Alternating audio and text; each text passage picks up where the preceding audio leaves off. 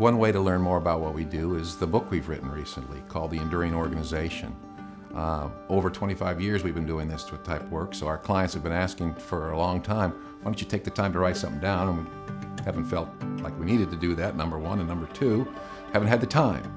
But when we look at this, there are 4 key elements that we think is in every organization that's going to remain relevant and endure. And the first thing it has to have is a relevant business model. You've got to be connected to the environmental realities. The environmental realities are moving, and they're shifting, and they're ebbing and flowing. If your organization is not ebbing, flowing, and shifting with them, then you're going to get disconnected from that, and your business model begins to leak. So you've got to do that. You've got to have a business model that's relevant.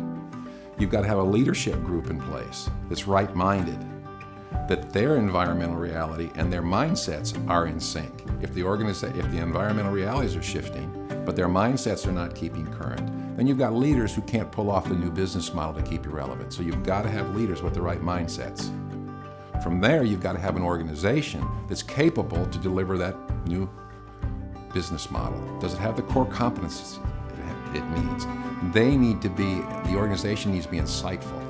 They need to be able to see what's really going on outside the business and inside the business, so they can create the capabilities to build that business model that differentiates you from your competitors.